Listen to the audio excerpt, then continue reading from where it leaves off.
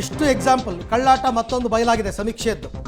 ಬೇಕ್ರಿ ಕಾಂಡಿಮೆಂಟ್ಸ್ ಅಂಗಡಿಗೂ ಸಮೀಕ್ಷೆಯ ಸ್ಟಿಕ್ಕರನ್ನು ಅಂಟಿಸಿದ್ದಾರೆ. ತಣಿಸಂದ್ರ ಭಾಗದಲ್ಲಿ ಕಂಡಲ್ಲಿ ಸರ್ವೆ ಸ್ಟಿಕ್ಕರ್, ಬೇಕ್ರಿ ಕಾಂಡಿಮೆಂಟ್ಸ್ಗಳ ಗೋಡೆಗೆ ಸ್ಟಿಕ್ಕರ್ ಅಂಟಿಸಿದ್ದಾರೆ BBMP ಅವರು. ಇನ್ನು ಪುಣ್ಯ ನಿಮ್ಮ ರೋಡಲ್ಲಿರೋ ಮರ, ವಿದ್ಯುತ್ ಕಂಬಗಳು BMTC ಬಸ್ಗೆ ಅಂಟಿಸಿಲ್ಲ, ಅಥವಾ ಅದು ಸಿಕ್ಕಿದ್ರೂ ಸಿಗ್ಬೋದೇನಪ್ಪ. ಬಟ್ ಯಾರಾದರೂ ಕಿಡಿಗೇಡಿಗಳೇನಾದರೂ ಈ ಥರ ಮಾಡ್ತಿದ್ದಾರಾ ಅಂತ ಒಂದು ಡೌಟು, ಗೊತ್ತಿಲ್ಲ ನನಗೆ. ಅವ್ರ ಮನೆಗೆ ಅಂಟಿಸಿರೋದನ್ನ ಬೇಕು ಅಂತ ಸ್ಟಿಕ್ಕರ್ ಕಿತ್ಕೊಂಡ್ಬಂದು ಎಲ್ಲೋ ಬೇಕಾಬಿಟ್ಟು ಅಂಟಿಸ್ಬಿಟ್ಟು ಹೊಟ್ಟೋಗಿದ್ದಾರಾ, ಕೆಟ್ಟ ಹೆಸರು ಬರಲಿ ಅಂತ, ಅದೊಂದು ಇರಬಹುದೇನೋ ಗೊತ್ತಿಲ್ಲ. ಬಟ್ ನೀವು ಬೇಕ್ರಿಗೆ ಹೋಗ್ಬಿಟ್ಟು ಕಾಂಡಿಮೆಂಟ್ಸ್ಗೆ ಹೋಗ್ಬಿಟ್ಟು ಸರ್ವೆ ಮಾಡೋ ಹಂಗಿಲ್ಲ. ಸರ್ವೆ ಮಾಡೋದಕ್ಕೊಂದು ನಿಯಮ ಅಂತ ಇದೆ, ನೀವು ಮನೆಗಳಿಗೆ ಹೋಗಬೇಕು.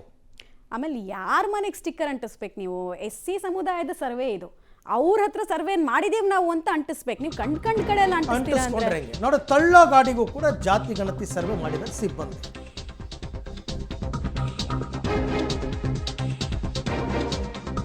ನೋಡಿ, ಈ ಮನೆಯ ಸಮೀಕ್ಷೆ ಮಾಡಲಾಗಿದೆ ಅಂತ ತಳ್ಳೋ ಗಾಡಿಗೆ ಸ್ಟಿಕ್ಕರ್ ಅಂಟಿಸಿರೋದು. ಎಗ್ ರೈಸ್ ಅಂಗಡಿ ತಳ್ಳುವಂತಹ ಬಂಡಿಗೆ ಸಿಕ್ಕ ಗೋಡೆಗಳಿಗೆ ಈ ಸ್ಟಿಕ್ಕರ್ಗಳನ್ನು ಅಂಟಿಸಿರೋದು ಪಬ್ಲಿಕ್ ಟಿವಿಯಲ್ಲಿ ಬಯಲಾಗ್ತಾ ಇದೆ. ಅಲ್ಲಿಗೆ ಈ ಸರ್ವೆಯನ್ನು ನಂಬಿಕೊಂಡು ಆಚೆ ಬರಬಹುದಾದಂತಹ ಡೇಟಾವನ್ನು ನಂಬಿಕೊಂಡು ಕೂತಿರೋರಿಗೆ ನಿಮ್ಮ ಕೈಗೆ ಚಂಬು ಕೊಡೋದಕ್ಕೆ ಅಧಿಕಾರಿಗಳು ರೆಡಿಯಾಗಿದ್ದಾರೆ. ನೀವು ಅದನ್ನು ಖಾತ್ರಿ ಮಾಡ್ಕೊಂಬಿಡಿ. ಏನು ಹೆಚ್ಚಿನ ಎಕ್ಸ್ಪೆಕ್ಟೇಷನ್ಸ್ ಇಟ್ಕೊಳ್ಬೇಡಿ. ಇದರಲ್ಲಿ ಏನೇ ನಂಬರ್ಸು ಅದಲು ಬದಲು ಮಾಡಿಕೊಂಡು ಏನೇ ಸ್ಟ್ರಿಕ್ಟ್ ಆ್ಯಕ್ಷನ್ಸ್ ಮೂಲಕ ಒಳ್ಳೆ ಸರ್ವೆ ಮಾಡಿದ್ದೀವಿ ಅಂತ ಹೇಳಿದ್ರು ಕೂಡ ಇದೊಂದು ಡೂಪ್ಲಿಕೇಟ್ ಸರ್ವೆ ಆಗೋದ್ರಲ್ಲಿ ಎರಡು ಮಾತಿಲ್ಲ. ಡೀಟೇಲ್ಸ್ ಕೊಡ್ತಾರೆ ಪ್ರಕಾಶ್. ಇಷ್ಟೊಂದು ಕಣ್ಣಿಗೆ ಕಾಣಿಸೋ ರೀತಿನಲ್ಲಿ ಈ ಒಂದು ಸರ್ವೆಯನ್ನು ಹೆಂಗೆ ಡೂಪ್ಲಿಕೇಟ್ ಮಾಡ್ಬೋದು, ಫ್ರಾಡ್ ಮಾಡ್ಬೋದು, ಅದನ್ನೆಲ್ಲ ಮಾಡ್ತಾ ಇದ್ದಾರೆ. ಬಟ್ ಇಲ್ಲಿ ತನಕ ಯಾಕೆ ಸಂಬಂಧಪಟ್ಟವ್ರು ಎಚ್ಚೆತ್ಕೊಳ್ಬೇಕು ಅಂತ ಅನಿಸ್ತಾ ಇಲ್ಲ? ಅವರಿಗೆ ಈ ಸಮಸ್ಯೆಯ ಸೀರಿಯಸ್ನೆಸ್ ಅರ್ಥ ಆಗ್ತಿಲ್ವಾ? ಅರ್ಥ ಆದರೂ ಬಿಡು, ನಮಗೊಂದು ಡೇಟಾ ಸಿಕ್ಕಂಗೆ ಆಗುತ್ತೆ, ನಮ್ದೊಂದು ಅಜೆಂಡಾ ಇದೆ, ಅದನ್ನು ಫೈಲ್ ಮಾಡಿಬಿಡೋಣ ಅನ್ನೋ ಮನಸ್ಥಿತಿನ ಹೇಗೆ ಅಂತ ಈಗ ಇಲಾಖೆಯಿಂದ ಆಯಾ BBMP ವ್ಯಾಪ್ತಿಯಲ್ಲಿ BBMP ಈ ಒಂದು ಸರ್ವೆನ ನಡೆಸ್ತಾ ಇದೆ. ಬೇರೆ ಗ್ರಾಮೀಣ ಭಾಗದಲ್ಲಿ ಸಮಾಜ ಕಲ್ಯಾಣ ಇಲಾಖೆ. ಈಗ ಇಲಾಖೆಯ ಮೇಲಾಧಿಕಾರಿಗಳು ಆಯಾ ಅಧಿಕಾರಿಗಳಿಗೆ ಸೂಚನೆಯನ್ನು ಕೊಟ್ಟಿದ್ದಾರೆ, ಟಾರ್ಗೆಟನ್ನು ಕೊಟ್ಟಿದ್ದಾರೆ. ಒಂದು ದಿನಕ್ಕೆ 2 ಲಕ್ಷ ಮನೆಗಳಿಗೆ ತೆರಳಿ ಅಲ್ಲಿ ಸರ್ವೆನ ಮಾಡಬೇಕು ಅಂತೇಳಿ. ಆದರೆ ಇವರು ಮನೆಗಳಿಗೆ ಹೋಗೋ ಬದಲು ಕಂಡಲ್ಲಿ ಅಂಟಿಸ್ತಾ ಇದ್ದಾರೆ. ಒಟ್ಟಿನಲ್ಲಿ ಆ ಟಾರ್ಗೆಟನ್ನು ರೀಚ್ ಆಗಬೇಕು ಅಷ್ಟೇ. ಸೊ ಆ ಲೆಕ್ಕವನ್ನು ಕೊಡಬೇಕು. ಇವತ್ತು ಒಂದು ದಿನಕ್ಕೆ ಇಷ್ಟು ಕಡೆ ಸ್ಟಿಕ್ಕರನ್ನು ಅಂಟಿಸಿ ಬಂದಿದ್ದೀವಿ ಅಂತೇಳಿ. ಆದರೆ ಅವರು ಎಲ್ಲಿ ಅಂಟಿಸಿ ಬಂದಿದ್ದಾರೆ, ಹೇಗೆ ಅಂಟಿಸಿ ಬಂದಿದ್ದಾರೆ, ಹೇಗೆ ಸರ್ವೆ ನಡೆಸಿದ್ದಾರೆ, ಅದು ಯಾವುದು ಕೂಡ ಸಂಬಂಧಪಟ್ಟಂಥ ಅಧಿಕಾರಿಗಳು ಕೂಡ ಪ್ರಶ್ನೆ ಮಾಡ್ತಾ ಇಲ್ಲ.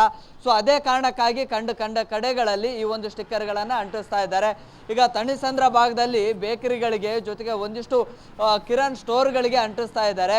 ಜೊತೆಗೆ ಮಹದೇವಪುರ ಕ್ಷೇತ್ರದಲ್ಲಿ ಅಲ್ಲಿ ಬೀದಿ ಬದಿ ವ್ಯಾಪಾರಿಗಳು ಇರ್ತಾರಲ್ಲ, ಏನು ತಳ್ಳೋ ಗಾಡಿಗಳು, ಆ ತಳ್ಳೋ ಗಾಡಿಗಳಿಗೂ ಕೂಡ ಸ್ಟಿಕ್ಕರನ್ನು ಅಂಟಿಸ್ತಾ ಇದ್ದಾರೆ. ಬಹುಶಃ ನನಗನ್ಸುತ್ತೆ ಮುಂದಿನ ದಿನಗಳಲ್ಲಿ ಜನ ರಸ್ತೆಯಲ್ಲಿ ಓಡಾಡ್ತಾರಲ್ಲ, ಆಗ ಅವರ ಹಣೆಗಳಿಗೆ ಮೈಗಳಿಗೆ ಅಂಟಿಸಿದ್ರೂ ಕೂಡ ಅಚ್ಚರಿ ಪಡಬೇಕಾಗಿಲ್ಲ. ಅಷ್ಟರ ಮಟ್ಟಿಗೆ ಈ ರೀತಿಯ ವರ್ತನೆಯನ್ನು ತೋರಿಸ್ತಾ ಇದ್ದಾರೆ. ಆದರೆ ಸಂಬಂಧಪಟ್ಟಂಥ ಅಧಿಕಾರಿಗಳು ಪ್ರಶ್ನೆ ಮಾಡಬೇಕು, ಇದು ಪಾರದರ್ಶಕವಾಗಿ ನಡೀತಾ ಇದೆಯಾ ಅನ್ನುವಂಥದ್ದನ್ನು ಕೇಳಬೇಕು. ಆದರೆ ಅದು ಯಾವುದು ಕೂಡ ಕೇಳ್ತಾ ಇಲ್ಲ.